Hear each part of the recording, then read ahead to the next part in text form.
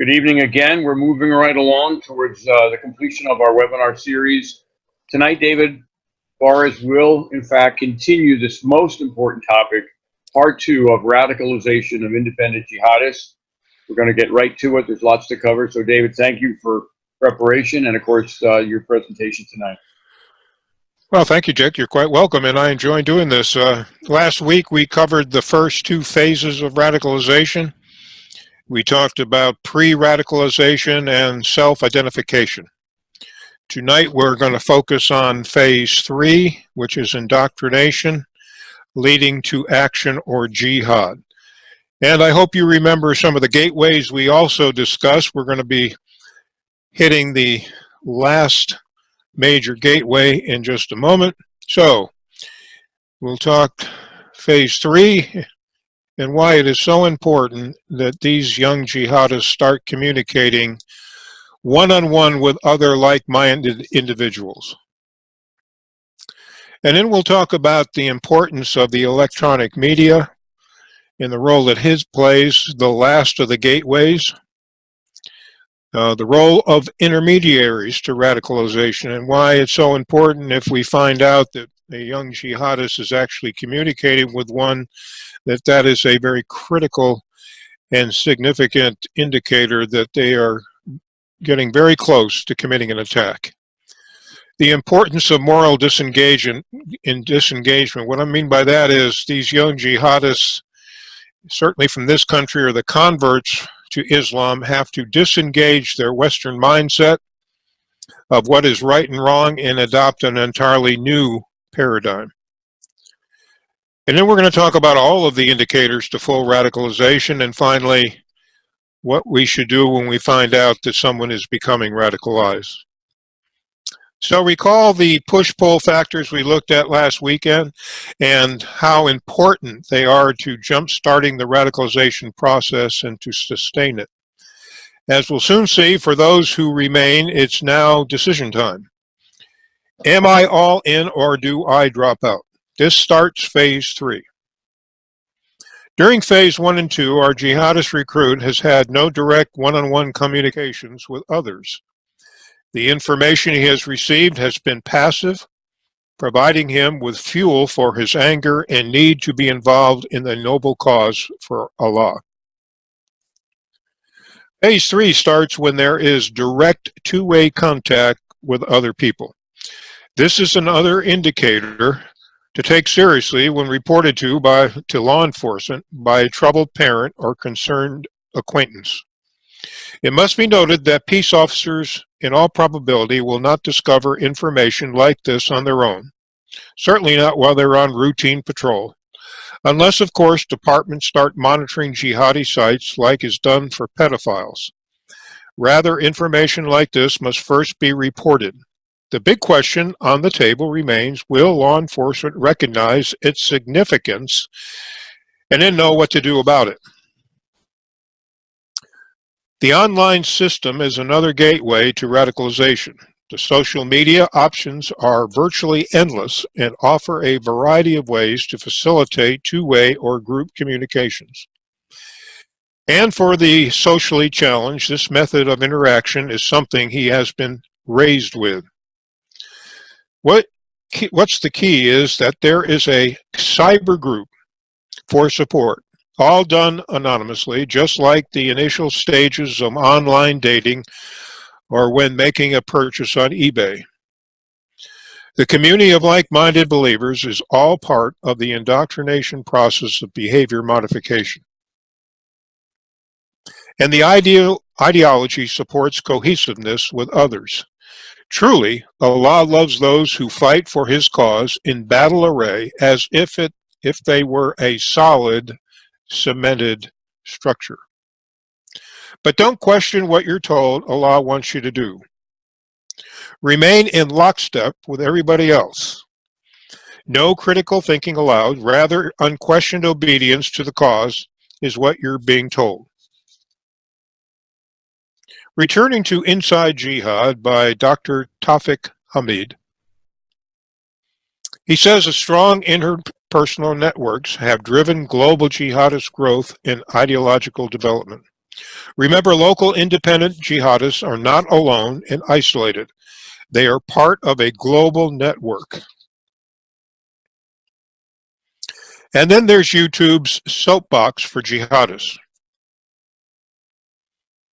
that has done little to remove or limit access to the cyber fuel of jihad. Rather, the information is all part of the online course available to jihadists, with no entrance testing, no costs, no contracts. Facebook and other social media outlets promote jihad by not enforcing the prevention of jihadist messaging content on their sites. According to the Gatestone Institute, this failure is a, quote, direct violation of the Anti-Terrorism Act and material support statutes, end of quote. Of all the gateways to radicalization that we've explored, the one common denominator to them all is the importance of the social media. Their networks greatly facilitate radicalization during all phases of recruitment, identification with Islamic doctrine, and finally indoctrination. Just like officers have to be trained to interact with pedophiles by talking like very young, early teenage girls and boys, they will have to be trained how to communicate with jihadists, both those who are fully radicalized and those who are on the road to radicalization. Let's now turn to some examples of how and why. Jihadist groups can be so successful in their messaging. The social media program for ISIS was developed by an American, Ahmad Abu Samara, who we met previously when reviewing the jihadist alumni affiliated with the Islamic Society of Boston. Although he is now a casualty of war, his legacy lives on. ISIS recruiters understand their target audience well. And unlike previous jihadist groups who tried to convince recruiters to physically travel to war zones in the Middle East and South Asia, now the message is, stay where you are to fight. At this point, I'm going to let the messages speak for themselves. Note that they're targeting young men, young children, if you would. Even the carnage of extreme savagery used in messaging. Join the ranks. You only die once, die for a cause. And then, of course, cars and big SUVs. Here's yet another look at Abu Huraira Amriki, the American, who is believed to have been the first American suicide bomber in Syria. He's also the jihadi Omar Mateen had contact with, a contact the FBI blew off prior to the Orlando attack. Here he is revealing his softer side, all designed to attract impressionable, soft males and female recruits. The jihadi cool subculture of millennials is the current target audience, the one Valerie Greenfield is concerned about in her new book, Backyard Jihad. Millennials have been raised in cyberspace, and they are all linked using a unique language, celebrating death, and finally they're convinced they're invincible. After all, they've been playing computer games and fighting street battles since they came out of the womb, and with no adverse consequences. Here you'll find many thrill seekers who crave instant gratification. For males, it's the big draw of motorcycles, guns, and access to women. All ISIS fighters are promised a wife, either here or multiple wives in paradise. Examples of new warriors for Allah. Note the one-finger salute pointing toward paradise. Many in this group are street thugs with criminal records. They are all part of the MTV generation raised in violent video games. Now ISIS can offer the real thing.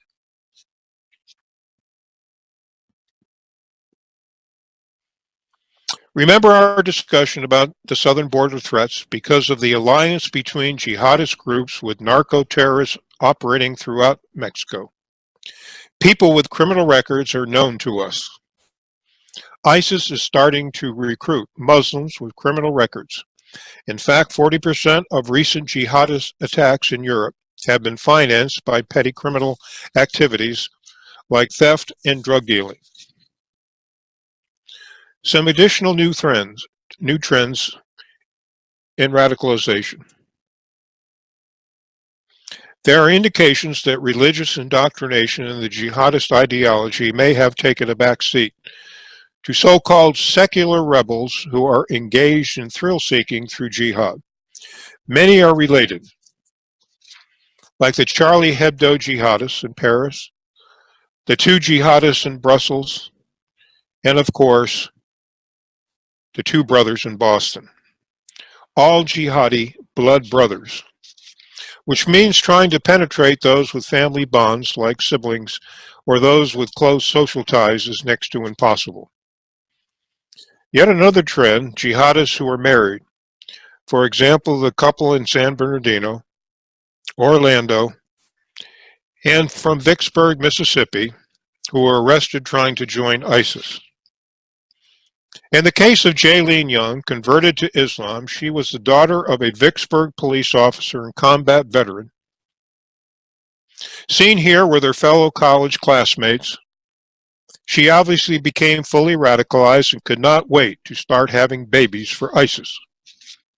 Now she's in prison, sentenced to 12 years. Which brings us to the topic of women joining ISIS. The obvious question is why? What's the fatal attraction that would cause over 550 from Western countries to join ISIS? Why has ISIS been so successful in doing this?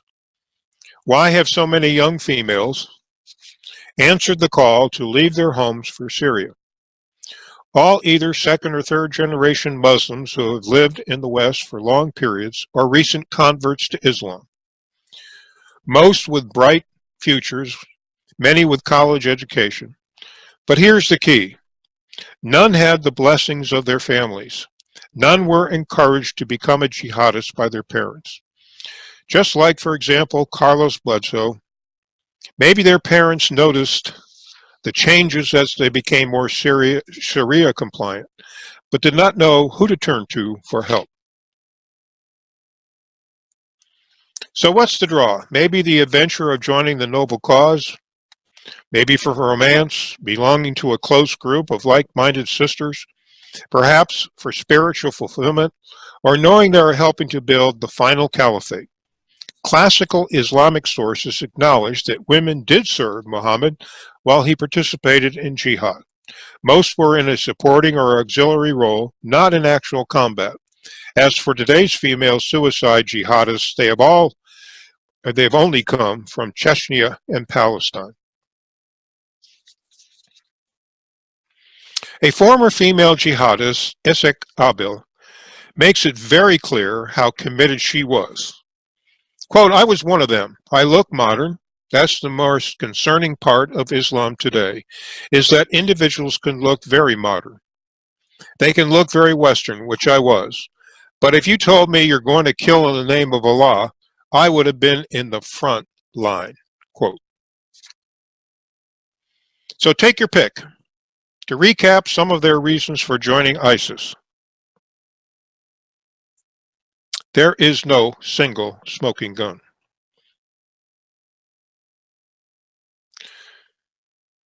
Sometimes they're collectively referred to as muhajirat, for the women who protected Muhammad during his early battles. Today's role. Their primary role is to be the wife of the jihadist husband and to become a mother to the next generation of jihadism. This opens up a whole new can of worms for us to get our minds around, and that is, will female jihadists immediately go to paradise if they die a martyr, and if so, what pleasures will await them? ISIS has told its followers that sexual jihad qualifies as one of the means to establish Allah's rule. Quote, Allah has purchased of the believers, or followers of Islam, their persons and their goods, for theirs is the garden, they fight in his cause. Quote, so for whoever you enjoy from them, give them their due compensation, and there is no blame upon you for what you mutually agree. The verse often cited to justify temporary marriages. Just remember the various tools of deceptions available to jihadists. One is maruna, the sanctioning of behaviors normally forbidden as long as the act is done for the noble cause. All ISIS jihadists were promised a wife, and some in Europe were also used as recruiters. All female jihadists expected to marry quickly upon their arrival in Syria and to have children, in order to build men who could then build the Islamic community under Sharia. So some of their faces.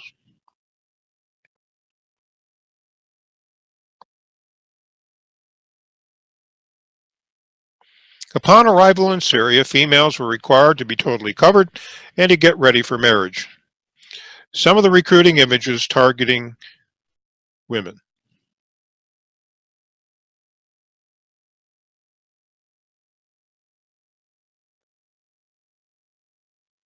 Heather Elizabeth Kaufman, age 30, from Enrico, Virginia, sentenced to 4.5 years for lying to the FBI for trying to convince her boyfriend to join ISIS. And then there is 19-year-old Shannon Connolly from Denver, sentenced for attempting to join ISIS. In case you can't recognize her, she's on the far right. The all-female brigade of jihadists, including 60 women from the United Kingdom, performed a variety of tasks, to include, under the command of Aqsa Mahmood from Scotland, the jihadist responsible for recruiting Hoda Muthana from Hoover, Alabama. An ISIS attempt to establish the moral equivalency between Bible-toting gun owners and jihadists.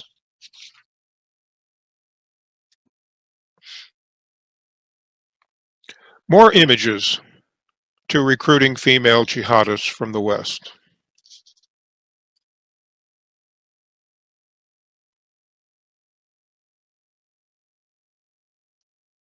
This woman here is thought to be from Chicago.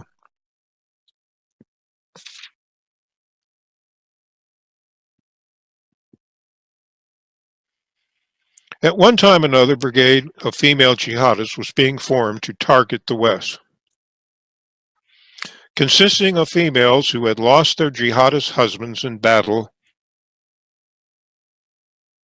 The unit was led by another woman from the United Kingdom, Sally Jones, who was a former punk rocker, now 47 years old at the time of this picture in her new uniform. The Al-Zora Foundation was established by ISIS to recruit Arab women to jihad and to tell jihadist spouses how to be good wives through feminine manual labor, such as nursing, housework, and cooking, and participating in recruitment. Again, the social media played a key role in this program. I'll let the following recruitment images speak for themselves.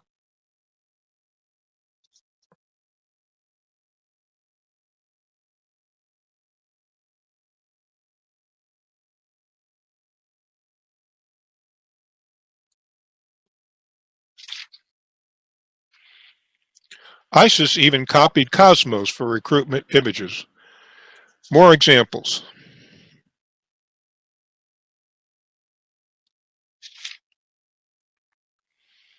And another jihadist publication from Al-Qaeda offering tips on how women can please their jihadi husbands, and when all else fails, to, quote, flirt like a butterfly and to wear a dashing niqab to drive him wild. The publication was in response to ISIS' call for female jihadists and Al-Qaeda's fears that females were becoming too empowered by ISIS and therefore needed to be reminded of their true role in life, that is, to serve men. Unfortunately for some Western women, the noble cause of jihad didn't work out so well.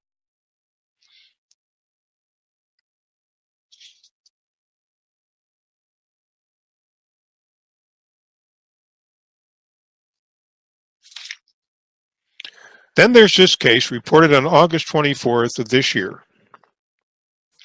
Samantha El Hassani was charged for providing material support to ISIS, who traveled to the so-called Islamic State in 2015 with her jihadist husband. He brought two Yazidi sex slaves to their home, which Samantha now defends because she offered them protection, even though her husband repeatedly raped them. For other fully radicalized Western women, they're returning to raise their children to become the next generation of jihadi warriors. Within non-assimilated communities, ruled by Sharia, along with like-minded believers and sympathizers, all are prime targets for future recruitment.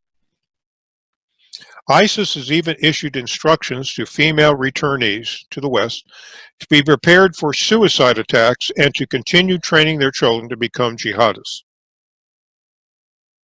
Perhaps now we see why the Muslim Brotherhood is active in promoting sanctuary cities through its Muslim Public Affairs Council, one of the sponsors behind California's sanctuary state bill. Studies have shown mothers are highly effective at radicalizing their children because they start at a young age, and compounded by the fact the children are kept segregated, never exposed to non-radical beliefs. And just one of the faces of the next generation warrior. And don't forget what young children were being trained to do in the New Mexico camp and desert.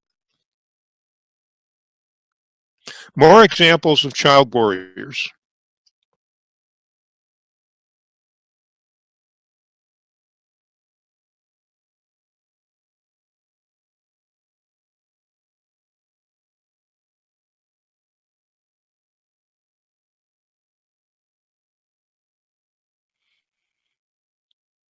And being trained to kill.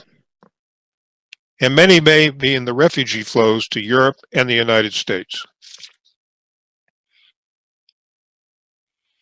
ISIS and Boko Haram kidnapped hundreds of newborn children from non-Muslim Christian parents and raised them through indoctrination to become suicide warriors. Female children were raised to become sex slaves, while young boys taught how to rape. The practice originated by the Ottoman Empire, or last caliphate, who referred to the children as janissaries. Recall the words of Jocelyn Young from Vicksburg, who wanted to, quote, raise cubs for the caliphate. Reported by the New York Times in 2015, ISIS is winning the social media war. Because we have yet to combat the idea behind jihad and its nexus to Islam. Because we haven't named the enemy until Trump did in late 2017, we haven't known who we were fighting, let alone why he was fighting us. The military's program was labeled Web Ops and employed poorly trained translators who mixed up Arab words with data manipulated to show the program's success in order to keep millions of dollars in contracts to private firms. While director of the FBI, Comey warned of the extent to domestic ISIS threat. He said that ISIS has reconfigured and redefined terrorism recruitment. While the FBI is trying to find the needle in a haystack, increasingly the needles are invisible to us. Because of social media, it's as if there is a devil sitting on our shoulder saying, kill, kill, kill, all day long. The old paradigm between inspired and directed breaks down here. Now, this is the same James Comey who did nothing to reverse the purge of FBI training and who went out of his way to give awards to the Muslim Brotherhood. Let's turn our focus onto fully radicalized jihadist operatives. The internal interaction is done electronically and in many cases does not progress beyond this method of contact. This is all part of Phase 3 indoctrination, and in many cases does not lead to our jihadist recruit to go public and reveal his new beliefs. Or I should say, in many cases, it does lead to our jihadist recruit to go public, and that's very important. The fully radicalized ideologues have the standard sales pitch that the West has always hated Islam, that it has been in the continuous war with Muslims, and therefore Muslims have a right to defend themselves. There are dozens of social media sites available to recruiters, which presents a big challenge to authorities how to monitor them all before they change or go dark. And then, of course, there's always looming the background, the concerns over privacy. The face of one recruiter is Ali Sukri Amin, 17, of Woodbridge, Virginia, an affluent suburb of Washington, D.C., who had 4,000 followers on the social media page. He has since been sentenced to 11 years for social media recruitment. Ahmed Musa Jibril is from Dearborn, Michigan, and he had 38,000 Twitter followers, another recruiter. And then from Seattle, Washington, is where a recruiter, Wakas, reside. She had 8,000 followers on social media. And reported in April of 2015, she was a senior ISIS agent. Subsequently identified as Rauda Abdishalam.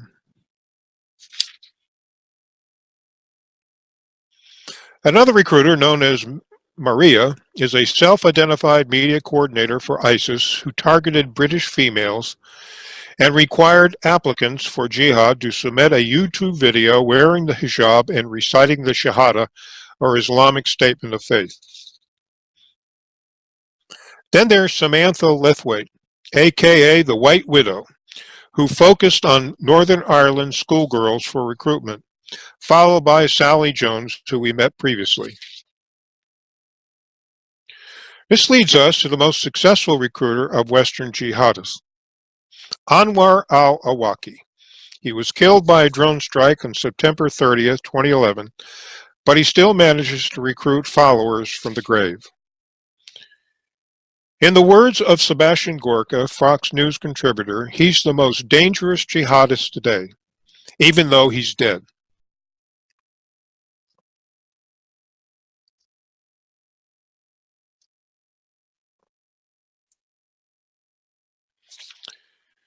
Gorka goes on to say, in any significant terrorist case, you will find individuals who executed that attack consuming his audio lectures, readings, his materials. Just how successful, according to the Counter-Extremism Project, al-Awlaki recruited 55 jihadists in the United States, 33 depicted here, plus another 35 jihadists recruited in Europe. By the time someone like al-Awlaki enters the picture, the fuse to full radicalization has been lit and is burning shorter and shorter, with the root cause for radicalization and jihad firmly embedded. Then there are the imams who are reinforcing the jihad messaging from mosques, and during the trial, Muhammad al-Faruq in federal court in Brooklyn, prosecutors admitted that the sermons of imams and al-Awlaki contributed to his radicalization.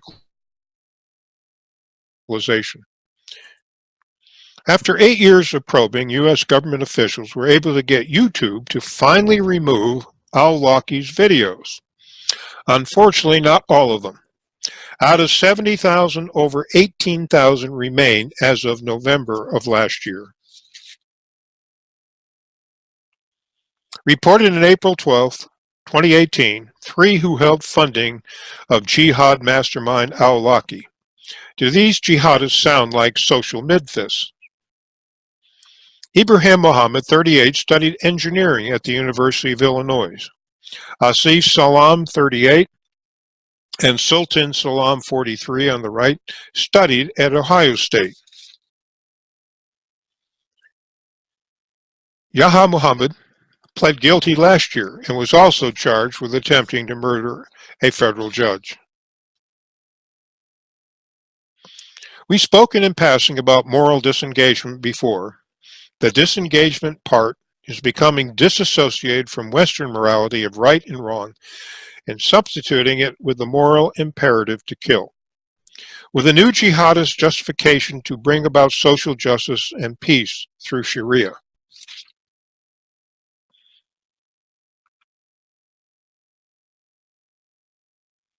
Once this new justification takes hold, full radicalization is completed.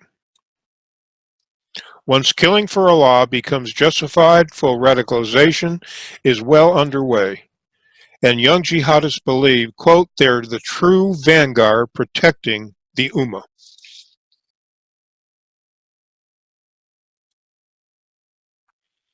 He's now ready to pledge his loyalty to a jihadist group or individual. This constitutes an overt act of pre-jihad and is a highly significant warning sign that signals a commitment to jihad and a willingness to die a martyr. If peace officers receive this information from a concerned friend or loved one, there now is legal justification for reasonable suspicion to act.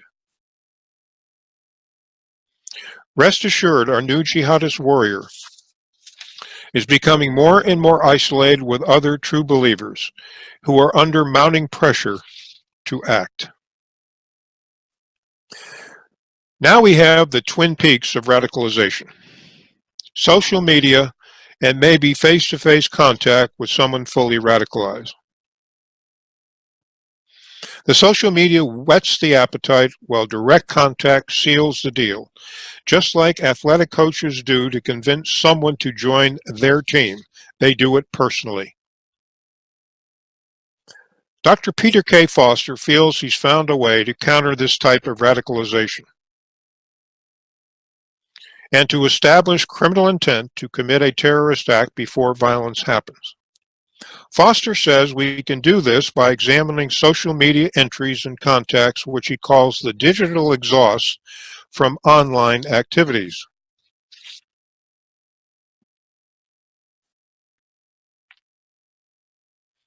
Foster uses the example of Nidal Hassan with over 18 email contacts with al-Awlaki in 10 months, plus his public statements to his classmates we looked at earlier.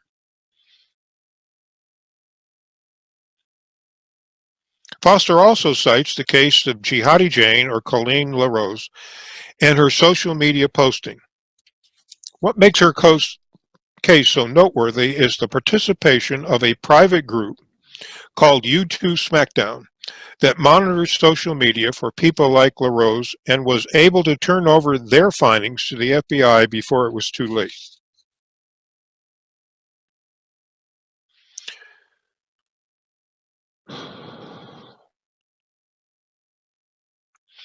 Because cyber contacts are part of the radicalization process, we can use this information for a criminal indictment, as was done in LaRose's case.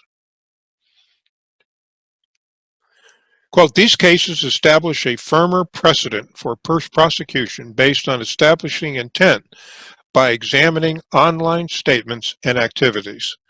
This is one more reason prosecutors and judges need to be trained in the significance of such postings. This is one example of an exercise given to peace officers who take in-classroom training. The general situation is your chief sheriff returns from a weekly staff meeting at city government department heads. The major topic of conversation is the recent San Bernardino jihadi attack, or fill in the blank with another one. All department heads want a way to identify co-workers who may be becoming radicalized. So the requirement the students have is this: develop a list of behavioral indicators or warning signs of jihadi radicalization.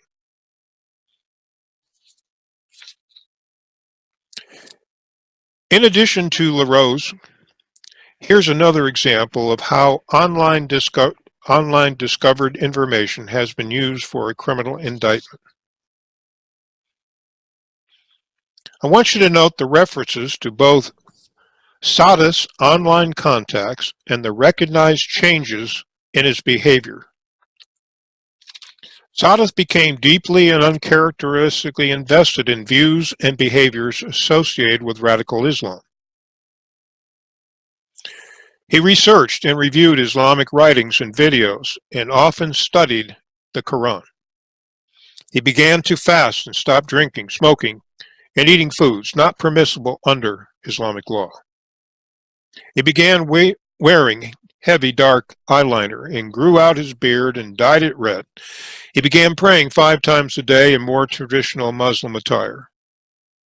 His primary focus of conversation was about Islam, and he would be offended and agitated by any conversation or mention of any religion other than Islam.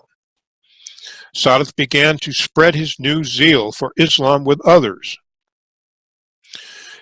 He also began to verbally support ISIS fighters through numerous statements. He conducted online research about ISIS. Sadat became withdrawn, rebellious, hostile, and angry, and secretive, and began to speak more in Arabic. This is the basic question for prosecutors and judges. Do these behaviors give law enforcement sufficient justification to conduct an investigation under the Supreme Court case Terry versus Ohio? The key will be the weight of the totality of information available. My personal belief is that we have established reasonable suspicion to detain and question the suspect until we have either confirmed that a crime is about to be committed, or if not, the suspect must be released. We certainly have ample reason to put the suspect under surveillance and to question relatives and friends if we know what to ask.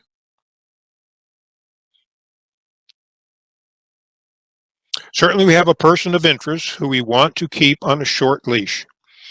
What should be apparent to everyone is that none of these behaviors in and of themselves are illegal. None on their own will cause any peace officer to be concerned. It's only when we have multiple behaviors that a picture of radicalization emerges. The San Francisco Chronicle reported this case on November 12th of this year. Note the headline. Dejon Ford was arrested on a weapons charge and previously he was a local football star in high school. Local news media personalities argued in support of Ford. The weapons charge was not Ford's only legal problem. When he was 17, he was charged for armed robbery. The question now is, should Ford be granted bail for the new charge?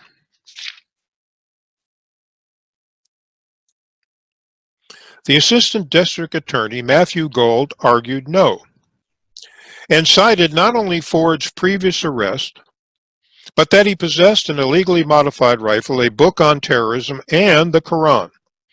This last item takes us back to the headline that only made reference to the Quran. This relatively minor case makes several key points. First, we again see what happens when local officials connect anything Islamic to a criminal act. Not only does the perpetrator get the sympathy votes from the media, the local official is immediately labeled an Islamophobe, a racist, or any other pejorative label they can think of. Second, as Robert Spencer reported, quote, "We are supposed to pretend at all times that the Quran and Islam have nothing whatsoever to do with violence and terrorism," end of quote.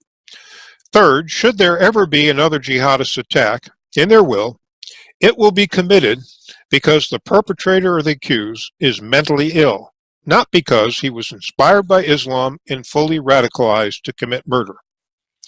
Keeping all this in mind, let's take a look at some of the specific indicators. Remember our legal key to take action. No single indicator reported to law enforcement will be enough to legally detain and question the suspect or to arrest him. It will be a combination of factors.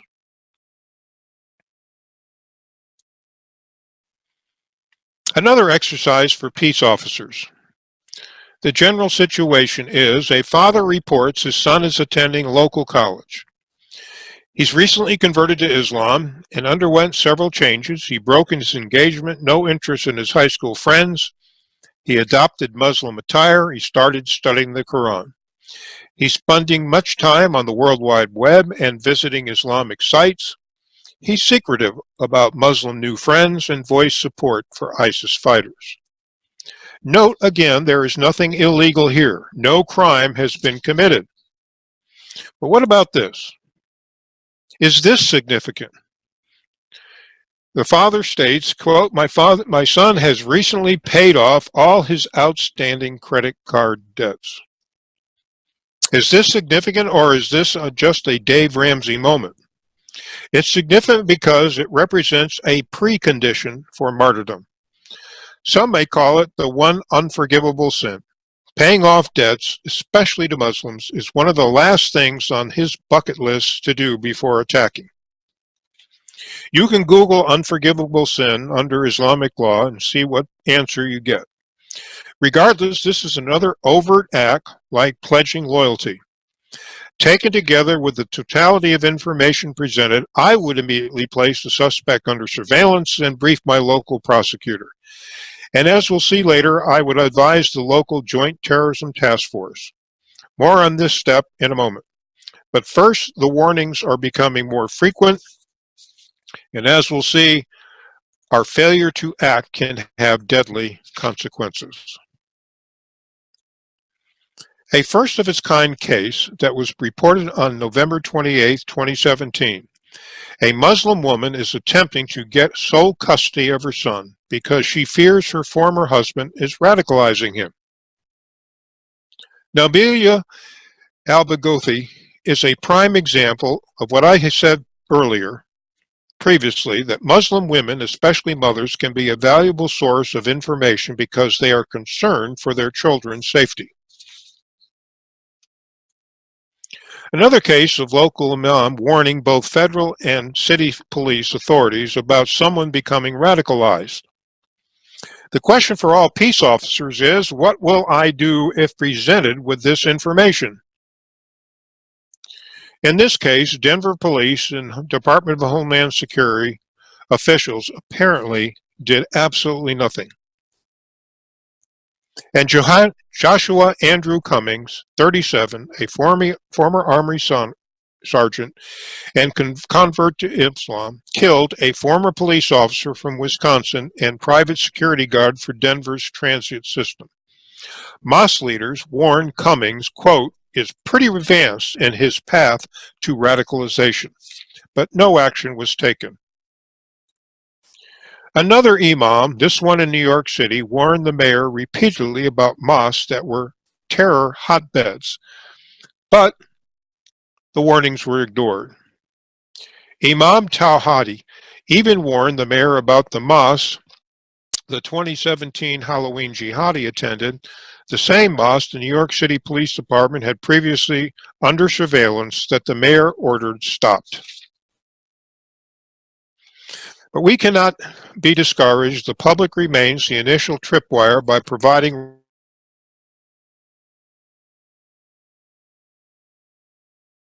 raw information to be watchful for. It's then up to law enforcement to understand the significance of what we're told. The consequences are obvious. Failure to understand the significance of the indicators of jihadi radicalization. I tell peace officers and their leaders all the time, if attacked, eventually the facts will emerge. Sooner or later, the media will discover if we were warned. And if we took no action, we will have much explaining to do for which there will be no excuse.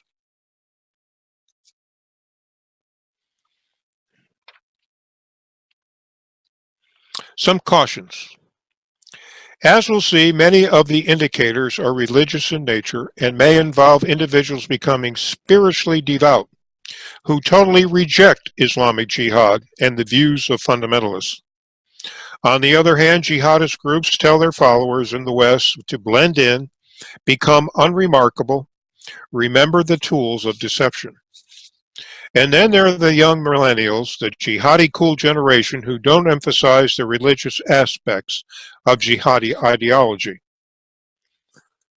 Another good reference, this one about radicalization, written by a Canadian intelligence officer and counterterrorism official, Paul Gursky. So initial change in beliefs, noticeable by family and close associates.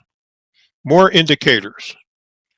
Sudden increase in Islamic religiosity, discards peaceful Islamic beliefs, rejects decadent Western culture, criticizes Western policies toward Muslims, adopts fundamentalist beliefs, promotes Islamic superiority, adopts Sharia-compliant dress, changes his name if he's a convert to Islam, and expresses open animosity toward others. These are what will be seen. Over 91% of domestic jihadists radicalized in plain sight of somebody. These are all noticeable behaviors. As are these. Self-segregates from non-Muslims and lifestyles, seeks new friends with strict fundamentalist believers, discards long-standing activities of importance, criticizes Muslim family members for soft Islamic beliefs, and our practices as non-Sharia. Attempts to persuade other Muslims to adopt true Islamic fundamentalist beliefs. 79% of close, intimate associates witness the changes. So what about the time to act? When someone becomes obsessed with jihadi websites and materials, plus engages in social media contacts with like-minded believers, pledges allegiance to jihadi individual or group, conceals internet social media use, openly promotes martyrdom, attempts to travel to a foreign conflict zone, or makes contact with a fully radicalized jihadist. And any verbal warning tells third party of intent to commit jihad. Overt act again that signifies an attack is imminent.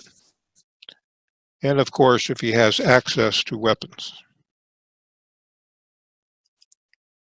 In the vast majority of jihadi cases, others knew of the intent to strike before the attack occurred. Reasonable suspicion is the legal standard established by the United States Supreme Court in Terry versus Ohio. To be operative, a peace officer must be able to articulate why he believes a crime is about to be committed and therefore necessary to detain a suspect while the officer conducts an investigation, to either confirm or dispel his suspicions. In other words, reasonable suspicion is more than a hunch or gut feeling that something isn't right, but less than probable cause. These are the actions I recommend be taken. Having radical beliefs is not illegal, but overt acts to commit jihad requires immediate action. Take the information seriously. Just don't blow it off. Show a sense of urgency, life or death urgency. Ask the source about additional indicators. Document all information thoroughly. Best yet, use a tape recorder and preserve as evidence. Immediately inform your department head. He has or she has the right to know there's a ticking time bomb in their city. And after all, you don't want this all responsibility on your shoulders. Contact the Joint Terrorism Task Force in your area. There are 106 nationwide, including one in each FBI field office. I tell officers to make this contact before taking any direct action because the Joint Terrorism Task Force may already be aware of our suspect and are investigating him. Any action we take may interfere with their case. Present all of the information we have then to the local prosecutor for his review, and then, if necessary, act. Put the suspect under 24/7 surveillance. Gather more information. Interview other close associates. All of this information is needed to establish probable cause in order to make an arrest. Remember the lessons learned following Fort Hood, Orlando, and Boston, and all the missed indicators. This is again why training is key.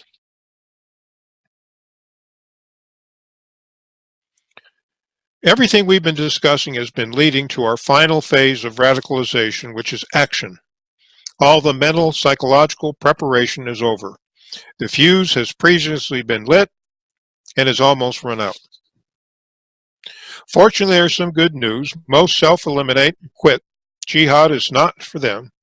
Regardless of how angry, the risk of death or life in prison just isn't worth it, even if I'm promised all the pleasures of paradise. But for some, the risk is worth it. Becoming a martyr is becoming a witness for Allah. It is an extreme expression of religious piety, all for the noble cause, and the higher my perceived status, the better. 3 keys: hatred for enemy, suppression of conscience, decentralization to violence. All facilitated by Amazon, reported May 24th, 2018, all just a click away with a credit card.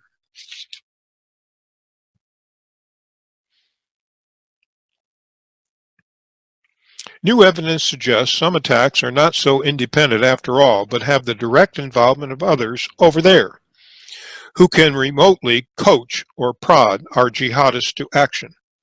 From a remote, secure location, using the internet in all its applications, not only for encouragement, but to actively take part in the attack by using other locals for logistical support. Evidence suggests the Garland, Texas attack was executed in this manner. One tweet at the top of the screen warned of the attack.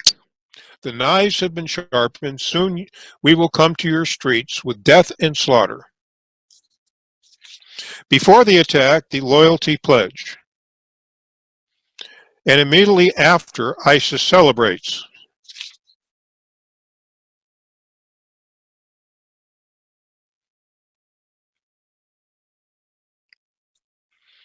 The various means used to communicate for these attacks, which I know absolutely nothing about, but those vested in computers do. They are taking advantage of every available tool. This article explains it all. The cyber caliphate now can target any neighborhood. And it's all done remotely.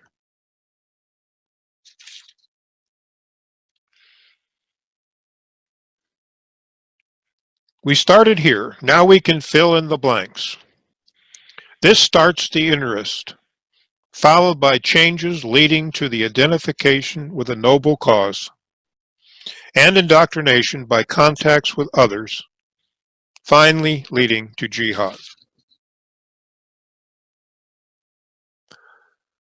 One of my prior students asked for the formula. Well, here goes. We've got normal, unremarkable young Muslim, male or female, or a convert to Islam. Well-educated, not overly religious, no record with law enforcement. Searching for self-identity,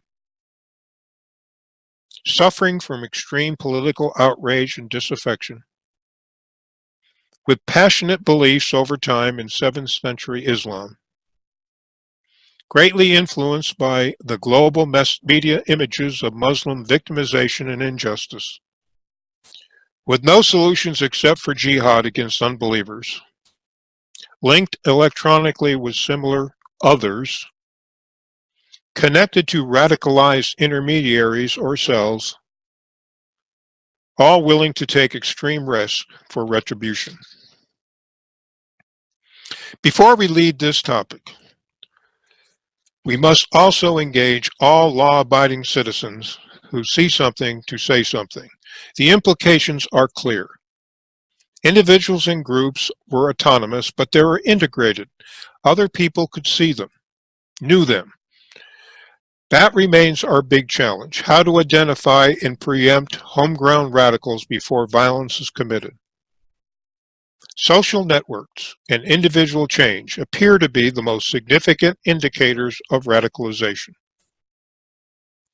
Therefore, we must form partnerships with mainstream law-abiding Muslims and assess the standing of local mosques. We learned why last week. And again, we must also engage all law-abiding citizens who see something to say something to their local law enforcement. So the takeaways for the last session of our webinar will be these, in which we will talk about various actions, local actions that can be taken. We'll take a look at the burqa, the religious significance versus security. We'll take a look at hate crimes by Muslims against Muslims. Some legal issues, local police response action items, Muslim outreach programs, the monitoring of social media, welfare fraud, ritualistic crime scene processing, and mosque risk assessment. So that's just some of the topics we'll be addressing in our final webinar. On December 18th, we'll have a wrap-up in which some new material will be presented, and ample time for expanded questions and answers will also be provided. Now, it's time for Mary to take your questions and comments. Thank you very much for attending. And thank you, everybody, for coming tonight. Let me just get this set correctly for you. And wow, this information tonight, I got to tell you, I've been doing this for a lot of years, and I still learn stuff from David. He has got amazing detail in all of this. That's probably because of your law enforcement background, and thank you for all of this. So I'm going to start out. We have a question already in the Q&A session, but I'm going to start out by actually posing something to David. I'm going to stump the instructor tonight. Maybe not, probably not. So, David, I'm a parent, not really paying attention to the news, just going about my daily life, raising my kids, going to church, have a great son, but he's a little questionable in terms of what he's doing today. So he stops running with the kids that I didn't like, which is great. I'm just happy about it. He's got a new set of friends. Boy, I don't know anything about them, but they seem like nice kids, right? Okay, so that's good, right? Then he stopped smoking and drinking because that was a bit of a problem, and I was really getting on him and trying to get him to clean up his behavior. So, gosh, that's a great thing too. Isn't that wonderful? It's causing problems in the family. And now he's starting to read more. Well, let's see. It's a Quran. I don't know much about a Quran, so yeah, I'll say that's okay because, geez, reading, right? That's a good thing. And then he has this credit card that he's just been buying stupid stuff and just going crazy with it, not trying to pay it off, and now he's paying it off. Isn't that wonderful? I'm just a happy parent with this great son that I've got, right? Now all of a sudden, jihad. I had no idea. I'm a parent that just didn't pay attention. I had no idea. Now, what could the JTTF have done to stop him? Well, first of all, I think you missed your calling, Mary. You leave out just a couple of very important points. First of all, if he's a second or third generation Muslim, certainly those indicators are a little bit more significant, or a recent convert to Islam. That should be something you would be concerned about. Now, when you present all of that information to the Joint Terrorism Task Force, hopefully they will pick up on those clues because they have been reading up on them. If not, then they may miss them too. So that's the downside without providing training. And quite frankly, I have no clue of what type of training the Joint Terrorism Task Force are receiving. I would only hope by now that they're receiving something that would cause them to be concerned and take some action if you were to provide them with that information. Wow. So we have parents that are clueless and possibly JTTF as well. That's dangerous, very dangerous. Yep. All right. We have a question from Carol. Suppose, theoretically, we recognize these signs in someone we know. What do we do then?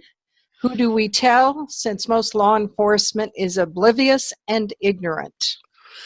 Well, that is a good question, and let me just say that I would first pick up the phone and call my local police chief or sheriff and explain to him personally what you've witnessed and why it's so terribly important. If it appeared to you you were being blown off or they weren't taking it seriously, pick up the phone and call the local FBI field office that's in your jurisdiction. It's in the Yellow Pages, and ask to speak to the Joint Terrorism Task Force. Again, take those steps. I tell law enforcement all the time that once this stuff becomes known as reported, and then there's a problem, just like I indicated in the webinar tonight, and then there's a problem and someone is tragically killed because of it, the media is going to find out about it. And then law enforcement is going to be left with absolutely nothing to say in their defense. Good. Them not being trained is not an excuse. Exactly. So Tom is asking, who should be the first point of contact? You mentioned the local law enforcement for Carol to pick up the phone and call them first. Is it local law enforcement? Is there a transition through local law enforcement, FBI, JTTF, or what are your thoughts on that? Well, as I said, I would call, if I really was concerned, I would force myself to tell the chief of police or the sheriff or some senior ranking officer of one of those two departments. Calling 911 is not the right solution in my frame of mind. That I would want to get it out of the routine channels as much as I could and indicate my serious concern for the information that I've uncovered or been exposed to. And as I said, then call the local FBI office and ask for the Joint Terrorism Task Force commander or one of his representatives and explain to him the information you've got. Only by rattling changes, the old adage, squeaky wheel gets the grease, can you hopefully get someone's attention. But just remember what happened in Denver and with the Department of Homeland Security. A local imam warned them about a pending radicalization of an individual. They were concerned that the individual was becoming radicalized, and yet the local authorities took no action. Wow. And we have someone killed for it. Yep. Okay, Patty's asking, what do you think was happening in this situation? I saw a tall, athletic, black young man walking down a sidewalk in a residential area in a small town, dressed in a camouflage outfit, carrying a long iron rod. I reported him to the police, and later a policewoman told me I did the right thing, but didn't think to ask what they thought he might be doing. What do you think was happening? Have no idea. Yeah. There's so many people dressed in camouflage now. I don't know. This time of year, he might have been a hunter coming out of the woods. I don't know.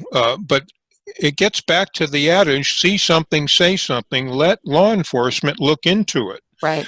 I told my officers all the time, I much rather respond to frivolous complaints than not respond until after the fact when we're just left policing it up and processing a crime scene. Right. Donna is asking, given the major enabling role of social media in promoting jihad recruitment and activities, how can we shut down their use of social media? Can law enforcement use any of these posts to force Twitter, YouTube, Facebook, etc. to shut down jihadi use? The only way that law enforcement can do it is to go public. Go to the local media and just sing a song of what they're doing and go public. Take it to their local congressional delegation. provide information to their elected officials. Hopefully they'll take some action. But law enforcement on themselves cannot unilaterally shut down a social media site that I know of. Andy is asking, what would you estimate is the timeline of an average conversion? Is it days, months, or pretty much determined by the individual, making it difficult to predict? Yeah, it's all of the above. Sometimes it's pretty quick. I think it's a little bit longer than a few days, but certainly in some cases goes on for several years. Nidal Hassan was radicalized over about a 3 or 4 year period. Some are a lot quicker than that, over a period of a month or two. It just all depends on a variety of factors, so there's no one size that fits all. Okay, we've got one last question from Jim. If law enforcement is contacted with concerns about someone, excuse me, in the community with multiple behaviors reported, and the police say to them that they can't do anything, number one, does that report become entered into any records with the police force? And two, what would be the next steps from there? Yeah, it should get entered. We document any report, or we did when I was still in law enforcement. So most law enforcement agencies have a fairly good system of documenting everything. But again, if they say there's nothing they can do, armed with the information that you've received this evening, there are some things you can suggest they do. But as I said, you can take one more step, and that's called the FBI field office closest to you and turn the information over to the Joint Terrorism Task Force. Okay, we got one more question in from Alan. How do we compete with care reps who have developed relationships with local law enforcement? Well, I'm not sure compete in which way. I think I'm not too sure. Mary, you got any more information than that? Well, I think what they're referring to is how much care links with the local law enforcement and really promotes themselves being the good guys, but at the end of the day are really creating the lawfare. And so how do you compete against that? Well, that's a good question. Remember, the local imams are also competing. They've got outreach programs to local law enforcement. We saw the example of the 9/11 mosque in Washington, D.C. and its outreach programs. CARE is trying to paint a picture that they are the good guys. There's no question about it, and that's why it's so terribly important that that local law enforcement officials are leery about, or at least exercise due diligence about who they partner with. And they have to be convinced that CARE is not a legitimate partner for them. None of the Muslim Brotherhood front groups are, and they should be avoided at all costs. And that's part of the education process that individuals can do, as well as showing them this information that we present. So that's right. Okay, very good. That's the last question. And thank you, everybody, for all of those great questions. And I'm going to move into the next slide. And again, just remind everybody, we have Sharia Crime Stoppers Action Line every Friday night, 7 p.m. on the Global Patriot Radio Network. What a great radio network. Friday nights is the show with Mo and Meg, of which is our Dick that is on this webinar every week. And there are multiple ways to get there, either through your computer, through a phone call just to listen, or a phone call to be part of the conversation by pressing 1. And I'm going to bring Dick in to close us out with what's happening on the radio show this next Friday and a little bit about what has gone on some previous shows. Dick, it's all yours. And thanks, everybody, for coming tonight. We really appreciate everybody's attendance on this. Well, what we wanted to tell you really is we have a companion program on Friday night. David Morris does an incredible job of giving local law enforcement and citizens details about what police should know. Remember, this training is not available. That's why David has done this incredible job of developing and presenting it. But we also have an opportunity for other people to come on in a more formal and informal environment on Friday night at 7. So Sharia Crime Stoppers action line. For example, this coming week, the 7th, we're going to basically bring on Leo Holman, and he is going to talk about transforming our U.S. neighborhood, the United States, one neighborhood at a time, meaning that we have individual people. We're going to use the model of Justin Trudeau, who are actively involved with the Muslim Brotherhood in our local communities, trying to transform America. Of course, you know Justin Trudeau. If you look a little lower on the slide, you'll notice that last week we actually focused in a really remarkable evening on Canada. We think of Canada as our friends to the north. Unfortunately, Justin Trudeau is the Prime Minister of Canada. Part of his campaign to become the Prime Minister was promoted by our President Barack Obama. So you know that Justin Trudeau is part of the red-green axis. However, it is intensifying. As we move closer to December 10th and 11th, he's traveling to Morocco to sign a UN compact on migrants. This is extremely important. And last Friday night, we had the benefit of Philip Haney and our Canadian friend, Kel Fritzy, who is also on Global Patriot Radio. Philip gave us a kind of a structural, strategic look at the border and how do we vet people going into America versus people going into Canada. And then Kel, who lives in Canada, gave us a chilling commentary on what's going on with this compact. So this compact on safe, orderly, and regular migration is a scary situation for America, not just for Canada.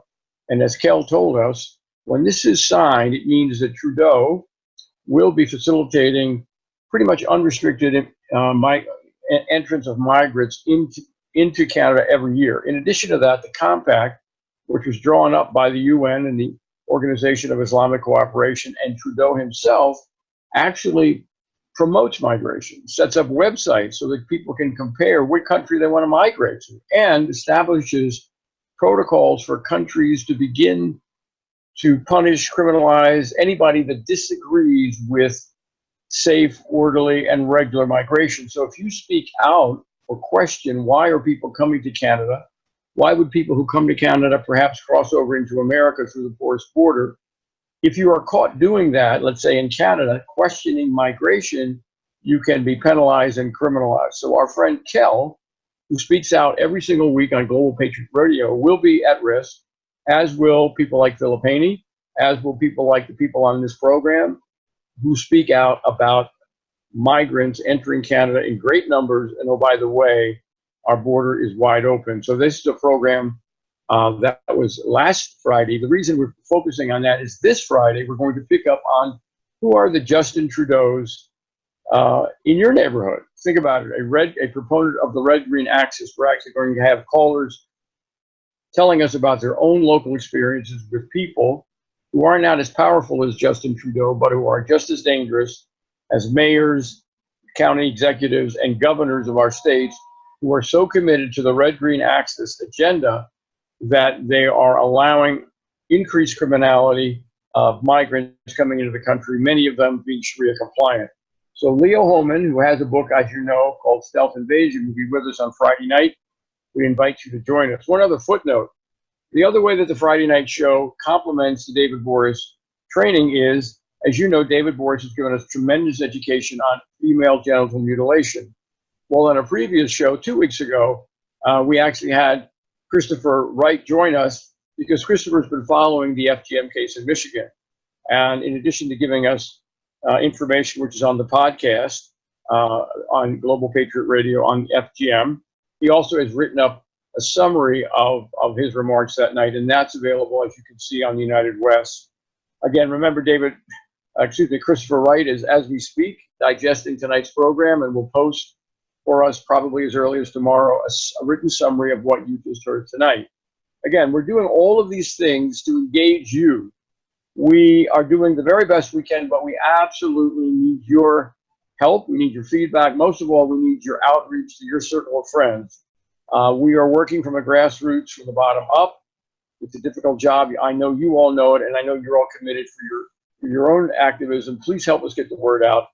Please join us on Friday night and then come back next Tuesday for more of the David Boris webinars.